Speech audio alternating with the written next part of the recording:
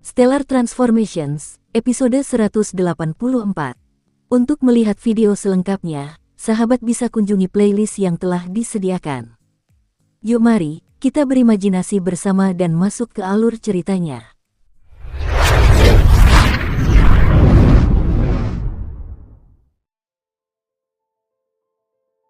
Setelah memenuhi prasyarat untuk naik ke tingkat yang lebih tinggi, Qin Yu memutuskan untuk menghabiskan 3 bulan terakhir bersama keluarganya di benua Qianlong. Sesampainya di sana, ia meninggalkan warisannya, jalur latihan transformasi bintang hingga tahap 8, kepada ayahnya. Ayahnya ditugaskan untuk mencari penerus yang layak untuk warisannya. Dengan seberkas cahaya suci dari surga, Qin Yu meninggalkan dunia fana tempat orang-orang yang dicintainya berada. Alam abadi, iblis, dan setan membentuk ruang yang sangat luas, hampir tak terbatas. Seluruh wilayah itu dipenuhi dengan roh elemen suci yang tak terbatas. Kepadatannya jauh lebih tinggi daripada energi spiritual suci yang setara yang ditemukan di alam fana. Wilayah yang sangat luas ini terdiri dari 4 kekuatan utama, para abadi di alam timur, para iblis di alam selatan, para setan di alam barat dan utara, dan terakhir, kekuatan tersembunyi dan istimewa di alam timur laut.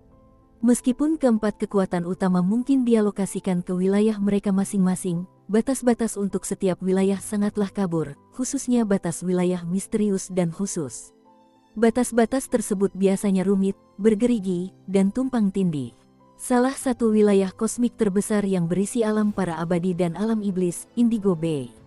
Indigo Bay, sebuah wilayah kosmik dengan 10 mega galaksi. Ke-10 galaksi ini membentang sangat luas. Setiap galaksi menyimpan planet dan bintang yang tak terhitung jumlahnya, tetapi bagaimanapun juga, planet yang memiliki kehidupan jauh lebih sedikit daripada jumlah totalnya. Jangan berasumsi bahwa yang terlemah atau terendah dalam rantai makanan di alam abadi adalah para immortal, iblis, dan setan. Itu hanyalah tempat dengan dunia-dunia seperti dunia fana, kecuali ada banyak sekali praktisi Xiuzhen, tetapi banyak pasangan melahirkan anak, yang anak-anaknya menjadi praktisi Xiuzhen, yang pada gilirannya melahirkan lebih banyak anak. Inilah siklus kehidupan di alam abadi. Terlahir di bawah tekanan yang diberikan oleh bentuk energi elemen suci yang transparan dan berbentuk gas, bayi-bayi dilahirkan setidaknya pada tahap jindan. Karena sejak lahir, bayi-bayi ini harus mampu menyerap energi elemen suci, sementara manusia biasa tidak bisa. Ingatlah bahwa bayi-bayi ini adalah anak-anak dari Xiuzhenis asli setidaknya di tingkat jindan. Bahkan sebelum lahir, di dalam rahim, anak-anak ini sudah dapat menyerap roh elemen suci. Di alam abadi, bayi-bayi dilahirkan terutama di perbatasan antara manusia dan makhluk abadi, tahap puncak Hautian. Mereka jauh lebih kuat daripada para Ascian dan manusia biasa, dan hanya dengan 100 tahun pelatihan serius, mereka dapat langsung menjadi jin dan Xiuzhenis. Sekarang bandingkan itu dengan praktisi bela diri di alam fana, yang terakhir membutuhkan ribuan tahun pelatihan untuk mencapai tahap pemahaman yang sama tentang jalan surga. Mereka sama sekali tidak dapat dibandingkan, tidak berada pada tingkatan yang sama seperti buah pir dan apel. Meskipun demikian, bayi-bayi ini mungkin menjadi abadi dengan sangat cepat, tetapi bukan berarti semuanya akan bertahan hidup selama tahun-tahun tersebut. Jadi bahkan dengan pelatihan yang dipercepat, jumlah mereka tidak akan mampu mengimbangi para peningkat kemampuan fana. Domain kosmik Indigo Bay, di sistem bintang aliran perak. Di sana, terdapat ribuan planet dengan penganut Xiuzhenisme, tetapi bintang bulan ember hanyalah planet berukuran sedang hingga besar yang dihuni penganut Xiuzhenisme. Di sana, terdapat puluhan juta penganut Xiuzhenisme, puluhan ribu immortal, dan hanya sedikit immortal emas. Bahkan sebuah planet berukuran sedang pun memiliki begitu banyak makhluk abadi. Sekarang bayangkan berapa banyak makhluk abadi yang akan ada di seluruh alam semesta abadi. Di perbatasan alam abadi dan alam iblis, di wilayah kosmik Indigo Bay, di dalam sistem aliran perak, dan di bintang, bulan ember. Tepi danau kota, Liu Feng, salah satu dari 3 kota terbesar di Ember Moon.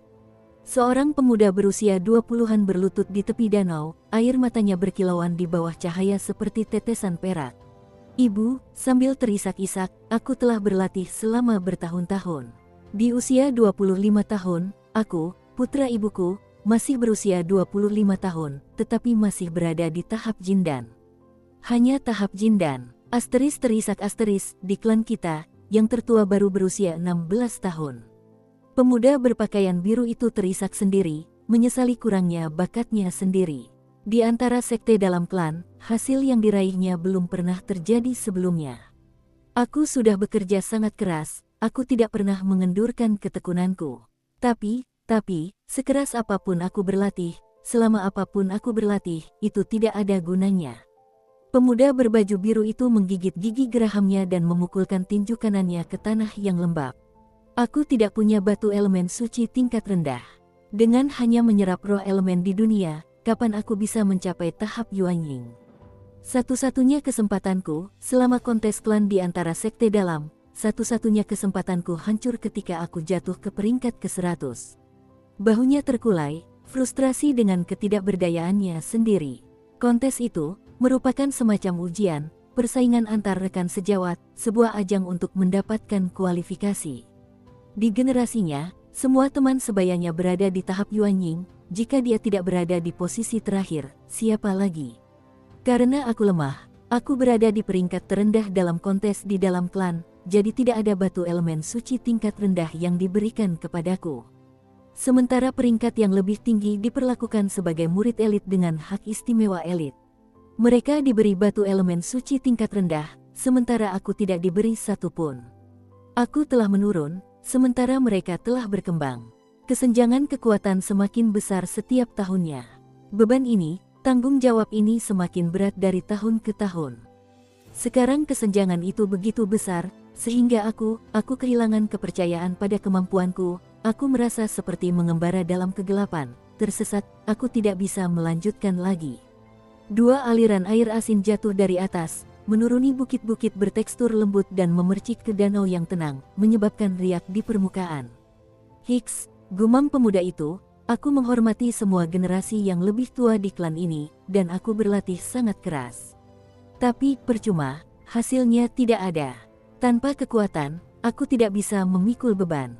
Tanpa kekuasaan, aku bahkan tidak bisa bermimpi untuk menjadi murid elit, aku akan selalu diinjak-injak sebagai pecundang di bawah. Pemuda itu meratap dalam hati, tubuhnya gemetar karena kenyataan ini. Ayah, dia sangat ketat dengan tuntutannya, tapi aku tidak bisa berbuat apa-apa. Setiap hari, Hicks, setiap hari, aku menghabiskan lebih dari setengah hari untuk berlatih, tetapi potensiku buruk, jauh lebih buruk daripada teman-temanku. Meridianku, saluran spiritualku, lemah dan tipis. Kapan aku bisa bangkit? Kapan aku bisa mengubah hidupku menjadi lebih baik? Pemuda itu memasang ekspresi muram, bibirnya meringis. Liu Hansu, aku adalah seorang Liu dari klan Liu yang agung. Tetapi bagiku, itu berarti tekanan yang tak berujung. Hati dan tubuhku lelah. Aku tidak lagi mampu menanggung beban ini. Klan Liu, salah satu dari 3 keluarga besar di Bulan Ember. Klan Liu telah ada selama ribuan tahun, dan tentu saja, generasi mudanya juga banyak. Dalam kontes antar klan, persaingannya sangat sengit, dan Liu Hansu adalah yang terlemah di antara rekan-rekannya. Bayi yang baru lahir umumnya berada di ambang puncak tahap Hautaing. Secara umum, pada usia 5 tahun, mereka akan mencapai tahap Jindan awal dan pada usia 10 tahun, mereka akan mencapai tahap Yuanying awal. Tapi Liu Hansu, dia masih berada di tahap Jindan pada usia 25 tahun. Teman-temannya sudah berada di tahap Yuanying. Bakatnya buruk, tidak ada lagi yang perlu dikatakan. Ayah, awalnya ia memiliki bakat yang buruk, tetapi ia sangat hormat dan memperlakukan semua orang dengan baik. Suatu hari, pada hari itu, ia bertemu dengan seorang ahli tingkat abadi yang membantunya melebarkan saluran meridiannya, sehingga ayah akhirnya bisa menyamai orang biasa. Sekarang ia adalah praktisi tingkat Dongsu. Ayah berkata bahwa terhadap para ahli, kau harus membungkuk dan memberi hormat. Tetapi untuk melakukan itu seumur hidup, untuk hidup sebagai orang yang tunduk pada kehendak orang lain, aku tidak tahan dengan penghinaan seperti itu. Ia menertawakan dirinya sendiri, Ibu, aku tidak memiliki bakat, kekuatan, talenta, dan masih ingin menjadi yang terkuat, seperti pohon pinus tertinggi di hutan. Apakah ini hanya mimpi? Liu Hansu memasang ekspresi muram. Dia menjadi sangat lelah selama bertahun-tahun ini. Seorang dewasa muda di tahap Jindan, apa itu? Setiap kali berjalan di jalan, seseorang perlu menunduk dan menghindari kontak mata serta kemarahan orang lain. Anak-anak berusia 12 tahun sudah berada di tahap Yuanying, mereka bisa mengalahkannya dengan mata tertutup. Dihina oleh orang lain, dipandang rendah oleh anggota klannya sendiri, dicela oleh ayahnya, dan bahkan dibenci oleh teman-temannya. Semua ini telah membuat Liu Hansu gila. Gila karena kesedihan. Dia selalu ingin menjadi seseorang yang dihormati, seseorang yang pantas dipuji, seseorang yang memiliki rumah yang bahagia dan hangat bersama keluarga yang penuh kasih sayang. Tetapi, di dunia ini, dunia yang sangat kompetitif, hanya yang kuat yang dihormati. Namun Hansu adalah yang lemah. Bukan karena dia tidak bekerja keras, dia bekerja lebih keras daripada siapapun, tetapi bakat dan potensinya terlalu rendah, itulah mengapa dia gagal begitu parah. Setiap kali dia tidak tahan lagi dengan tekanan dan penghinaan itu, dia akan datang ke tepi danau ini. Tahun itu, ibunya tewas di danau yang sama ini, dibunuh oleh seorang ahli tahap Kongming. Ibunya adalah praktisi yang kuat di tahap Kongming. Jika ibunya masih hidup, mungkin dia akan menjalani kehidupan yang lebih baik. Tetapi, itu hanyalah fantasi belaka. Beginilah hari-hariku berlalu. Bagaimanapun, aku harus kembali. Ember Moon hanya sebesar ini, di mana aku bisa bersembunyi dari indera pengintip seorang Xiu Zenis. Mustahil, aku hanya bisa menghadapi kenyataan. Saatnya kembali dan berlatih dengan sungguh-sungguh. Liu Hansu berdiri, wajahnya, ekspresi masam. Jika Liu Hansu kembali secara normal bersama Qing Chang, maka dia akan mengalami penghinaan tanpa akhir seumur hidup, dan hidup di posisi paling bawah dari seluruh bintang Ember Moon. Namun, kali ini akan berbeda dari beberapa kali sebelumnya.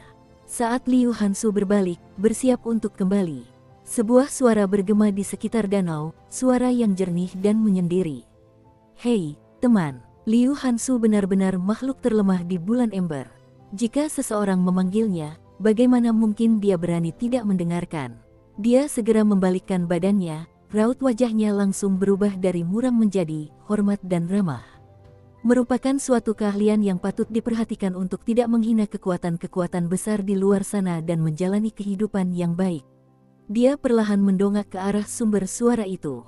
Udara di atasnya menjadi kabur, sesosok muncul di hadapannya.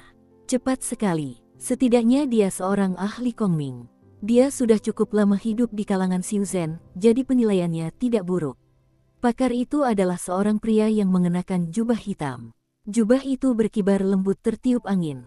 Matanya penuh kebijaksanaan, tetapi juga tajam seolah-olah ia bisa melihat menembus jiwa manusia. Pakar tersebut adalah Qin Yu. Sebelumnya, ia telah naik ke alam baka bersama Cixin, binatang sucinya. Ia mengira mereka akan tiba di tempat yang sama, tetapi setelah sampai di Ember Moon, ia sama sekali tidak dapat menemukan Cixin. Bahkan dengan ikatan jiwanya, dia hampir tidak bisa merasakan kehadiran Cixin di arah barat, tetapi seberapa jauh dia tidak yakin. Qin Yu tidak bisa membayangkan jarak antara dirinya dan Cixin. Jelas, Cixin telah naik ke planet lain di alam iblis, sementara dia berada di planet ini. Liu Hansu Junior memberi salam kepada seniornya. Pemuda berjubah biru itu membungkuk dengan hormat. Qin Yu diam-diam mengangguk kepada pemuda itu, dan menggunakan indera keabadiannya, dia menyapu tubuh pemuda itu. Dia menemukan bahwa Liu Hansu ini berada di tahap jin dan menengah, tetapi meridian pemuda itu sebenarnya sangat sempit. Dengan meridian yang begitu sempit, dia masih bisa menjadi praktisi tingkat jin dan. Qin Yu merasa terkejut mendengar informasi ini. Jika orang itu berada di alam fana, dan dengan meridian yang begitu sempit, bahkan mencapai Xiantian pun hampir mustahil, apalagi tahap jin dan. Tetapi Qin Yu keliru, dia lupa bahwa praktisi di alam abadi tidak dapat dibandingkan dengan mereka yang berada di alam fana. Ini karena, di alam abadi, para praktisi akan mampu menyerap energi elemen yang padat. Berapa umurmu? Tanya Qin Yu. Dia ingin tahu berapa lama waktu yang dibutuhkan untuk menjadi seorang Xiuzenis tingkat jin dan dengan kualitas meridian yang begitu buruk. Liu Hansu tak kuasa menyembunyikan sedikit rasa pahit di wajahnya. Seorang praktisi tingkat jin dan menengah berusia 25 tahun dianggap sebagai bahan olok-olok. Junior ini berumur 25 tahun. Karena bakatku kurang, aku membutuhkan waktu yang sangat lama untuk mencapai tahap ini. Pria itu menjawab tanpa ragu, dia tidak berani untuk tidak menjawab. Qin Yu terkejut, umur 25 tahun. Butuh 25 tahun untuk mencapai tahap jin dan menengah. Kau tidak berbohong, kan? Di benua Qianlong, secara umum, bagi praktisi untuk mencapai tahap jin dan awal dibutuhkan tambahan 1 dekade, dan untuk mencapai tahap jin dan menengah dibutuhkan lebih dari 1 abad. Baru berusia 25 tahun, orang ini sudah berada di tahap jin dan menengah. Dia jenius. Qin Yu membutuhkan waktu hampir 20 tahun untuk mencapai tahap nebula awal. Junior tidak berani berbohong kepada senior tentang hal yang memalukan seperti itu. Wajah Liu Han meringis, tetapi dia merasa bahwa ahli ini berbeda dari para ahli tetap di Ember Moon. Para ahli di masa lalu sangat arogan, hampir tidak mengucapkan sepatah kata pun, tetapi orang ini setidaknya ramah kepadanya. Memalukan, Qin Yu merasa terkejut mendengar jawaban Liu Han. Sebelum naik ke alam abadi, Qin Yu telah menyelidiki beberapa hal tentang alam abadi seperti informasi tentang Dewa Emas dan Kaisar Abadi, serta geografi dan sebagainya. Adapun para Siuzenis di alam abadi, mengapa Qin Yu peduli dengan mereka? Itulah mengapa dia tidak terlalu mengetahui tentang para Siuzenis di alam abadi. Melihat keterkejutan Qin Yu yang tak tersian-sian, Liu Hansu melanjutkan dengan nada mengejek diri sendiri, biasanya sekitar usia 5-6 tahun, anak-anak akan mencapai tahap jin dan awal, sekitar 10-11 tahun, mereka akan berada di tahap Yuanying. Dan sekitar usia 20-an, mereka akan berada di tahap Dongsu, namun aku masih di tahap Jindan, bagaimana mungkin aku tidak malu? Qin Yu menarik napas tajam. Tahap Jindan pada usia 5 atau 6 tahun. Dan itu normal. Dia sendiri baru mencapai nebula pada usia 20 tahun dan dihormati serta dipuja oleh keturunan klan Qin yang tak terhitung jumlahnya. Jika hasil ini dibawa ke alam abadi, bukankah itu akan memalukan? Suoyan. Apakah para Siuzenis di alam abadi berlatih dengan sangat cepat? Qin Yu memproyeksikan suara batinnya ke dalam atlas 10.000 binatang. Di lapisan dunia pertama atlas, Suoyan mulai menjelaskan situasinya kepada gurunya. Percakapan mereka berlangsung lama, tetapi kenyataannya, waktu berlalu begitu cepat, kurang dari sepersekian detik. Begitu, Qin Yu mengangguk pada dirinya sendiri. Meskipun ia masih memiliki banyak keluhan, seperti menemukan peta lengkap alam semesta. Bagi sebagian besar immortal emas iblis dan setan, mereka jarang menjelajah keluar dari galaksi. Dalam kebanyakan kasus, mereka hanya akan berteleportasi di dalam galaksi untuk menjalankan urusan mereka. Bahkan iblis Atlas hanya memiliki pengetahuan tentang beberapa sistem iblis di alam iblis. Mereka tidak akan mengetahui geografi keseluruhan alam semesta. Liu Hansu, kita berada di planet mana sekarang? Dan wilayah mana ini, iblis, setan, atau makhluk abadi? Qin Yu mendesak temannya untuk melanjutkan. Meskipun pertanyaan sang ahli hampir bodoh, Liu Hansu terus menjelaskan dengan sopan, planet ini disebut planet bulan ember. Letaknya di dalam wilayah Teluk Indigo yang berada di dalam galaksi aliran perak. Galaksi ini tidak berada di alam yang dikuasai oleh makhluk abadi maupun iblis, melainkan di perbatasan keduanya, dan terhubung ke kedua sisi. Ada planet yang dikuasai oleh makhluk abadi dan planet yang dikuasai oleh iblis di dalam galaksi ini. Planet ini berada di bawah kendali para makhluk abadi. Qin Yu akhirnya memperoleh pemahaman yang jelas. Dia naik ke tempat yang bukan milik makhluk abadi maupun iblis.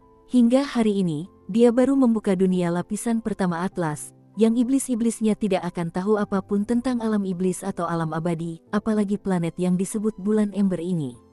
Sebuah ide terlintas di benaknya, di alam abadi ini, dengan kekuatan yang lebih rendah dari seorang abadi emas, mereka tidak mampu melakukan perjalanan antar bintang. Untuk saat ini, aku akan tinggal sementara di planet bulan ember ini. Hanya ketika aku telah mencapai tahap abadi emas dan mampu membuka dunia lapisan kedua Atlas, dan pada saat itulah, aku akan menjelajahi alam semesta. Dia telah mengambil keputusan, berlatih dulu, baru bertindak. Sekarang, Qin Yu mengerti bahwa Liu Hansu ini berada di tingkatan terbawah dari semua penganut Siuzen di planet ini. Liu Hansu, aku tidak begitu familiar dengan planet bulan ember ini, jadi mohon saran jika memungkinkan. Ini, dia mengambil batu elemen suci tingkat menengah dari inventarisnya. Ini adalah batu elemen suci tingkat menengah, dan ini akan menjadi imbalan atas bimbinganmu. Seorang pemuda kesepian bernama Liu Hansu meratapi hidupnya yang menyedihkan di tepi danau dekat sebuah kota besar, kota Fengliu.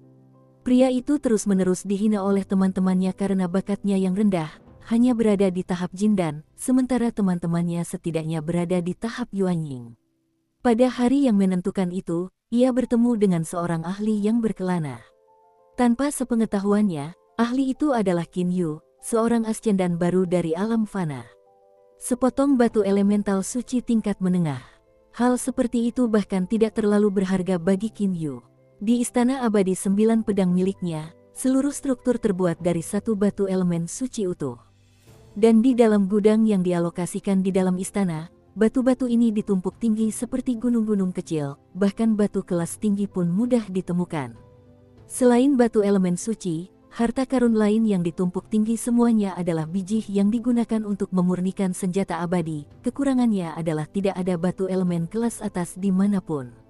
Batu elemen suci tingkat menengah.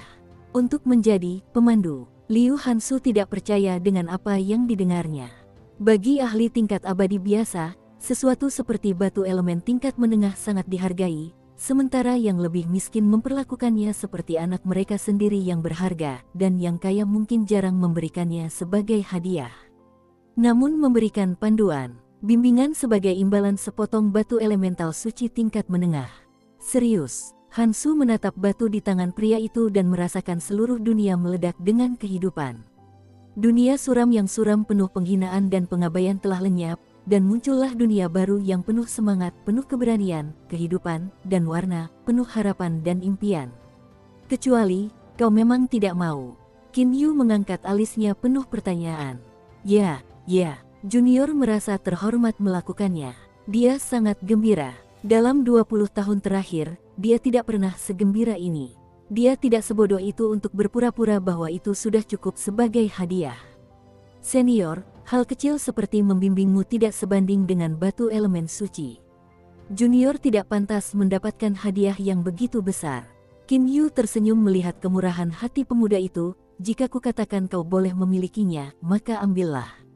Ini pertama kalinya aku datang ke planet Ember Moon. Aku tidak begitu familiar dengan situasi di sini, jadi kau harus memberitahuku. Ayo, bawa aku ke tempat di mana aku bisa tinggal. Dia melemparkan batu elemen tingkat menengah itu kepada pemuda tersebut. Liu Hansu melompat untuk menangkap batu itu, dan segera membungkuk setelahnya. Senior, silakan ikuti saya. Begitu dia mengambil batu itu, dia menggenggamnya erat-erat, tiba-tiba lupa untuk menyimpannya. Dia terlalu gembira dengan keberuntungannya. Dengan berbalik ke arah kota, dia menyimpan hartanya. Untungnya, aku punya gelang penyimpanan. Setelah batu itu disimpan, dia akhirnya kembali ke posisi semula dan merasa lega. Setelah kesepakatan tercapai, Liu Hansu melompat ke pedang terbangnya dan mulai terbang menuju tujuan. Di sampingnya ada Qin Yu yang mampu mengimbangi kecepatannya. Qin Yu sudah menyadari ada sebuah kota di kejauhan, tetapi dia hanya sedikit tahu tentang alam abadi dan wilayah-wilayahnya. Dia memutuskan untuk mencari pemandu dan tinggal di kota ini untuk sementara waktu. Dia tahu bahwa Liu Hansu dibesarkan di Ember Moon, dan memiliki penduduk asli yang membantu akan menyelamatkannya dari banyak kekhawatiran. Yah, dia juga bertekad untuk membantu mengubah Liu Hansu menjadi lebih baik. Berdekatan dengan batas kota, hingga hari ini, Qin Yu belum pernah melihat kota seluas itu, yang populasinya setidaknya 10 juta jiwa. Hansu mulai memberikan tur terperinci kepada sang ahli. Senior, ini adalah kota Liu Feng, salah satu dari 3 kota besar di bulan Ember. 2 lainnya adalah kota Wanlian dan kota Yansan. Qin Yu mengangguk, dan menjawab dengan sebuah pertanyaan. Hansu, seberapa kuat para ahli di bulan Ember?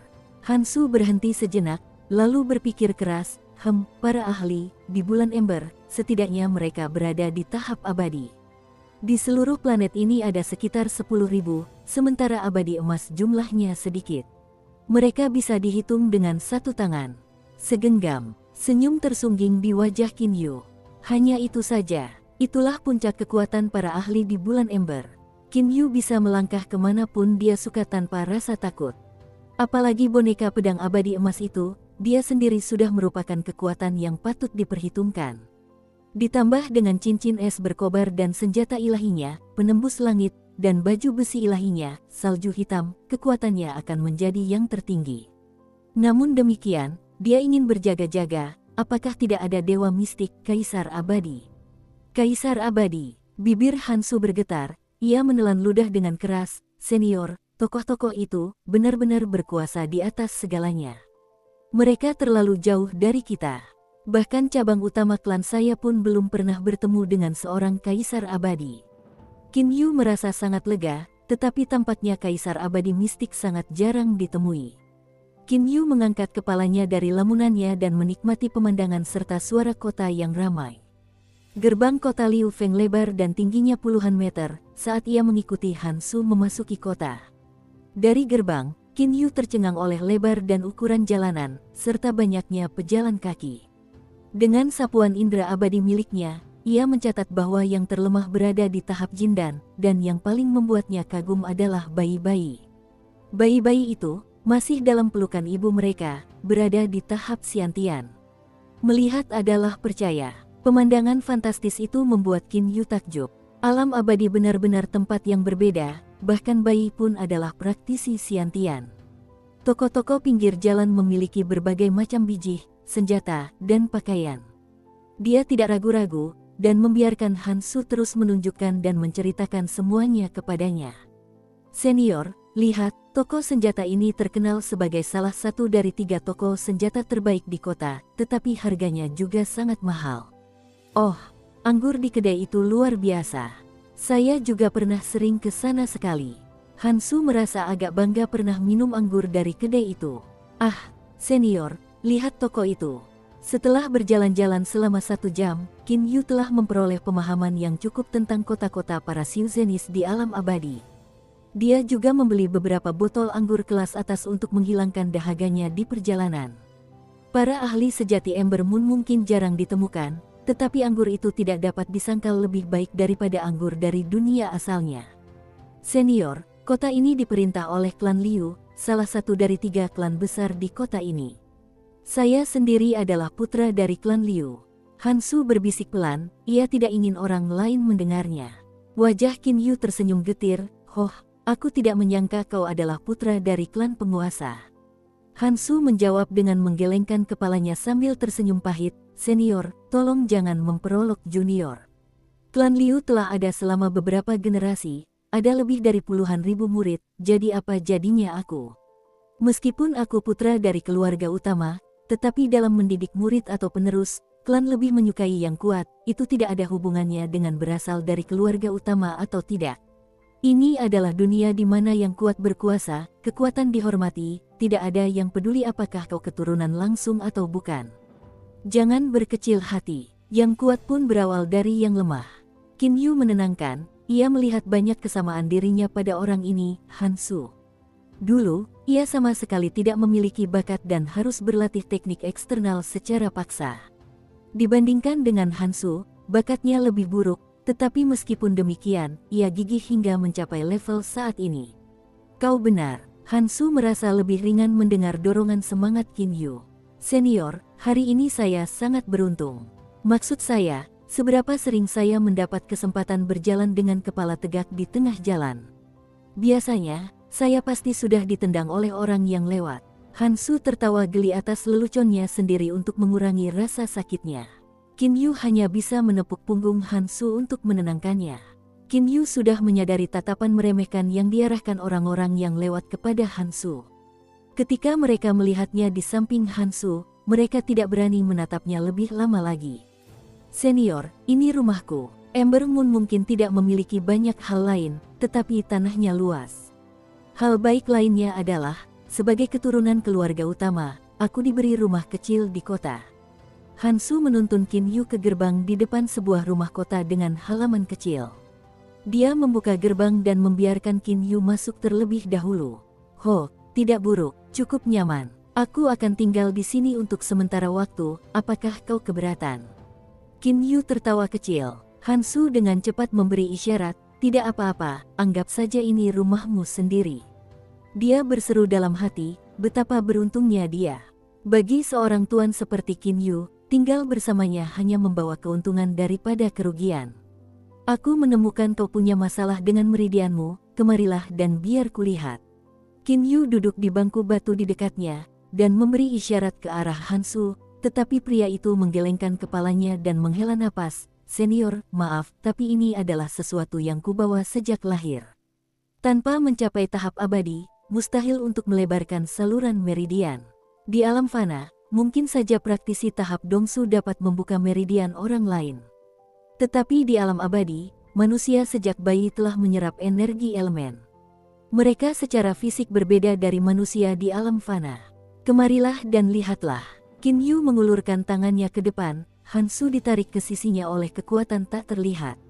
Dengan telapak tangannya yang terbuka, ia mencengkeram pergelangan tangan pria itu seperti penjepit, lalu menyuntikkan seberkas kekuatan dari bintang gelapnya dan sedikit kekuatan hidupnya ke dalam tubuh pria itu.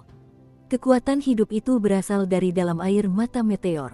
Dan dengan kekuatan ofensif bintang gelapnya, Qin Yu langsung menghancurkan meridian pria itu, karena jauh lebih sulit untuk melebarkan saluran yang sempit. Setelah menghancurkannya, ia akan menggunakan kekuatan hidup yang diperluas untuk membangun yang lain, karena itu adalah kekuatan pemulihan kehidupan dari air mata meteornya. Ia tidak meragukan kemampuannya untuk tugas tersebut. Merobek meridian sungguh menyakitkan. Rasa sakit itu menyiksa tubuh Hansu, dan membuatnya kejang tanpa disadari, tetapi meskipun demikian, dia berusaha untuk menekan rasa sakit itu. Bagus, kau memiliki ketekunan. Qin Yu tersenyum dan memberi semangat, seperti dokter yang baik menggunakan sesuatu yang lain untuk mengalihkan perhatian pasien dari rasa sakit. Dia mulai memanipulasi energi kekuatan hidup untuk membangun kembali meridian. Dengan terus-menerus dialiri energi, meridian-meridian tersebut terbentuk kembali. Meridian yang baru terbentuk itu beberapa kali lebih lebar dan lebih kuat daripada manusia biasa di alam abadi. Seiring meridian tumbuh dengan energi kekuatan hidup, ketangguhannya meningkat hingga mencapai tingkat ahli tahap Kongming. Sebelumnya, Hansu menggeliat kesakitan, tetapi sekarang tubuhnya terasa tenang dan rileks. Baiklah, Qin Yu melepaskan genggamannya dan mengangguk pada Hansu. Liu Hansu, aku akan beristirahat di rumah duluan. Sebentar lagi, saat aku memberitahumu, kau juga harus masuk. Begitu memberitahu Hansu, ia berjalan masuk ke rumah yang kosong itu. Hansu hampir tidak memperhatikan apa yang dikatakan Qin Yu, karena ia terlalu terpaku oleh kondisi meridiannya. Tiba-tiba wajahnya memerah dan tubuhnya bergetar hebat, otot-otot wajahnya menegang dan air mata mengalir deras di pipinya yang tegang. Plak, kedua lututnya membentur tanah halaman. Ia berlutut tanpa sadar memuja perubahan pada tubuhnya, dan berseru, "Ibu, akhirnya aku punya kesempatan untuk berdiri. Aku akhirnya bisa berjalan di jalan tanpa khawatir siapa penyerangku selanjutnya, atau siapa yang mungkin menghina dan meludahiku. Aku akhirnya bisa berdiri dengan bangga." Air mata menghujani tanah langsung dari wajahnya saat ia bersujud. Air mata itu membasahi tanah yang kering seperti tetesan kehidupan yang penuh belas kasihan. Liu Hansu sangat gembira sehingga ia terdiam setelah itu. Sejak usia muda, lebih dari 20 tahun, ia telah menjadi orang yang selalu dihina oleh setiap orang yang dikenalnya, seperti seorang budak yang merendah. Ia menderita kutukan tanpa henti, penghinaan, cemoohan dari teman-temannya, dan jika itu belum cukup, bahkan orang asing pun sengaja mengganggunya. Hidup yang tak tertahankan, itu bukanlah hidup. Tetapi, sekarang, dia diberi kesempatan yang diberikan Tuhan untuk berdiri tegak dengan meridiannya yang baru diubah, dibantu oleh Qin Yu. Sekarang dia memiliki potensi dan bakat 1000 orang, seorang jenius dari para jenius. Dia juga memiliki batu elemen suci tingkat menengah yang memudahkan terobosan ke tahap selanjutnya. Mendengarkan sorak-sorai kegembiraan dan seruan serak di benteng, Qin Yu hanya tersenyum tipis. Ini mengingatkan saya pada tahun ketika saya mencapai tahap Xiantian melalui teknik eksternal. Saya rasa saya sama gembiranya dengan Hansu, tetapi saat itu ayah saya tidak mengizinkan saya pergi bersamanya ke tempat yang dipilih di padang gurun. Dia menarik kembali seringainya, dan memikirkan berbagai hal tentang situasi tersebut. "Hansu, kau boleh masuk sekarang." Qin Yu memberi isyarat kepada Hansu. Seharusnya pria itu merasa lebih tenang setelah berteriak. Setelah dilecehkan selama lebih dari 20 tahun, Hansu akhirnya melepaskan sebagian frustrasi yang selama ini dipendamnya. Setelah itu, Ia menggunakan energi spiritual internalnya untuk mengeringkan air matanya dan membersihkan pakaiannya, lalu melangkah masuk ke dalam rumah. Liu Hansu Junior tidak akan pernah melupakan kebaikan ini. Blak, kepalanya membentur lantai yang dingin dan keras saat ia bersujud menunjukkan rasa hormatnya yang abadi kepada dermawannya. Qin Yu tertawa lepas, tawa yang terbuka dan jujur, lalu menepisnya, sama-sama. Sejujurnya, kau masih bisa berlatih denganku dengan cara itu. Kau jauh lebih baik dariku, aku bahkan tidak bisa berlatih dengan metode normal, tapi kau bisa. Sayang sekali, saat aku melihatmu, aku melihat sebagian dari diriku sendiri. Hansu terdiam, senior ini lebih buruk darinya. Senior, saya mohon, terimalah saya sebagai murid Anda, pinta Hansu. Qin Yu terdiam, wajahnya tanpa ekspresi, lalu melirik Hansu. Liu Hansu ini memang rajin. Haha, dia tahu aku punya kesan baik padanya, jadi dia memintaku. Bagaimanapun, Qin Yu tidak keberatan, dan mengangguk pada dirinya sendiri, lalu berkata dengan lantang, baiklah, aku akan menerimamu sebagai muridku. Hansu sangat gembira, ia segera berdiri dan memberi hormat kepada guru barunya. Murid memberi hormat kepada gurunya. Memiliki seorang guru akan memungkinkannya menjalani hari-hari yang lebih baik di masa depan. Hansu, izinkan aku bertanya satu hal, jika aku ingin pergi ke alam iblis, bagaimana caranya? Seolah permohonan sebelumnya hanyalah sebuah episode kecil dalam kehidupan Qin Yu. Ke alam iblis, Hansu mengerutkan kening sambil berpikir, ini bisa jadi sulit, dan Junior hanya mengetahui perkiraan geografi alam abadi. Saat ini kita berada di planet bulan ember di gugusan bintang Teluk Indigo, bagian dari galaksi aliran perak. Qin Yu mendengarkan dengan saksama, dia tahu pemahamannya tentang alam abadi berada di urutan kedua setelah muridnya. Gugusan bintang Teluk Indigo berada di antara perbatasan alam iblis dan alam abadi, dan semua alam memiliki perbatasan yang saling bersentuhan. Sejauh yang saya tahu, untuk pergi ke alam iblis, akan lebih baik untuk langsung pergi ke pedalaman alam abadi, dari sana masuk ke wilayah iblis. Muridnya mengerutkan kening lagi, masalahnya adalah perjalanan antar bintang sangat mahal untuk semua orang, jimat teleportasi, biaya tol jalan untuk melewati setiap planet penguasa. Dari sini ke alam iblis akan membutuhkan sejumlah uang yang sangat besar.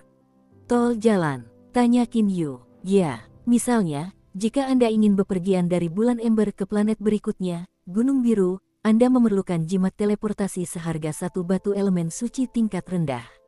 Sementara biaya tol jalan akan memakan biaya 2 batu elemen suci tingkat rendah.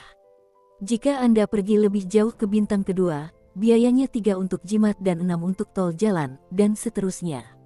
Hansu memberitahu Qin Yu. Tampaknya ini adalah cara untuk menghasilkan uang bagi penguasa setiap planet. Dan itu baru perjalanan, lalu Anda membutuhkan peta. Peta terperinci untuk perjalanan antar bintang sangat berharga. Di dalamnya tercatat koordinat teleportasi planet, rute teleportasi, dan rute aman, dan sebagainya.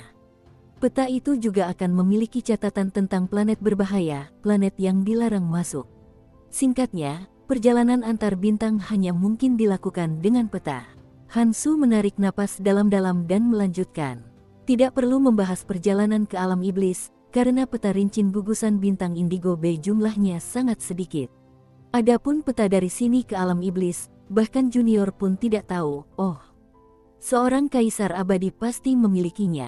Setelah mendengar semuanya, Qin Yu tersenyum aneh.